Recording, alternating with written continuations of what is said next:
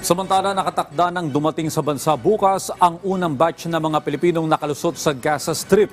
Ayon kay Foreign Affairs Undersecretary Eduardo de Vega, 37 Pinoy at isang Palestinian ang unang marirepatriate. 40 Pilipino ang nakatawid sa Rafah border pero ang ilan sa kanila ay hindi muna uuwi ng Pilipinas at mananatili sa Egypt. Nag-aantay naman ng balita ang Philippine government sa muling pagbubukas ng Rafah border. All the remaining Filipinos have been approved. Meaning to say, if they want to go, they can all go as a group, hindi in batches of 30, 40, 50. They can go as a group, 95 Filipinos. And they have approved 16 of the Palestinian spouses. Siyam-pang OFW mula sa Lebanon ang nakauwi na sa bansa. 80 pa ang proseso habang mahigit 200 pa ang gusto na ring umuwi ng Pilipinas. Yan ang sentro ng balita ni Bien Manalo. Matinding takot at pangamba ang naramdaman ni Chara Jean Amor na tubong Butuan City sa kaliwat kanang mga putok ng baril at pagsabog na kanyang naririnig mula sa bakbakan sa pagitan ng militanteng grupong Hezbollah at Israel Military Forces. 6 na buwan pa lamang sa Lebanon si Chara Jean na nagtatrabaho bilang isang domestic helper. Pero dahil sa umiinit na tensyon doon, nagpasya si Chara Jean na umuwi na lang sa Pilipinas. Isa lamang si Chara Jean sa 9 na overseas Filipino workers na inilikas mula sa Lebanon na dumating kagabi sa NAIA Terminal 3. Ito na ang ikatlong batch ng mga repatriated OFW na umuwi sa bansa mula Lebanon dahil sa tumitinding kaguluhan doon. Talagang nung time na yon, talagang dire-diretso yung putok, ay talagang sabi naman din doon ng taga-awa na doon kami sa shelter na wag lang talagang lumabas.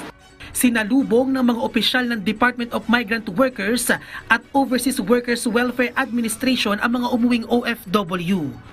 Ayon sa Department of Migrant Workers, nasa proseso na para makauwi ng Pilipinas ang nasa 80 individual na kasalukuyang nasa pangangalaga ng Lebanese Immigration Authorities. Habang mahigit 200 naman ang gusto na ring bumalik sa bansa. Sa Lebanon, karamihan sa kanila mga OFW domestic workers. So, mas kailangan pa talagang tutok at pagpaabot paalam, abiso, paalam sa mga Lebanese employers. And yun nga yung immigration kasi some of them medyo kailangan pang ayusin yung papers bago umalis. Medyo kakaiba lang yung process sa Lebanon kasi medyo mas may prosesong pagdadaanan sa immigration authorities.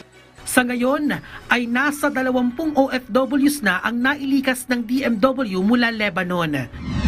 Samantala, dumating na rin kahapon ang 2 OFW na inilikas mula sa West Bank. Sa tala ng DMW, may kabuuang 25 Pinoy ang nasa West Bank at mula sa natitirang 23, 4 dito ang humihiling na ng repatriation. Bukod sa 50,000 pesos na ipagkakaloob ng DMW at OWA, makatatanggap din ng tulong ang mga umuwing OFW mula sa iba pang ahensya ng pamahalaan. Tulad na lamang ng psychosocial support at physical check-up mula sa Department of Health. Bien Manalo para sa Bayan.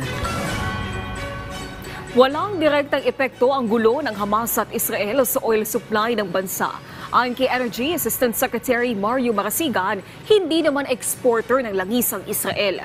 Malayo rin ang Israel sa pinagkukunan ng produktong petrolyo ng Pilipinas. Naghahanda pa rin ang DOE kung sakali mang magkaroon ng pagtaas ng presyo ng petrolyo. Nakalatag naman ang pantawid pasada at subsidies sa mga jeepney driver at operator. Paalala ng Energy Department, kailangan pa rin maging masinop sa paggamit ng kuryente at produktong petrolyo. Karagdagang gamit ng kuryente. Ano po? Kaya po tataas ang ating konsumo dahil magkakaroon tayo ng karagdagang paggamit. Ngunit, ang nakikita po natin, hindi naman po tataas ng masyado yung presyo natin ng kuryente dahil lalaki yung gamit, dahil malamig po, hanggang sa ngayon po, lumalamig po yung panahon natin. Hindi pa po talaga pumapasok yung tinatawag nating El Nino. Kung kaya't medyo may kababaan pa po ang konsumo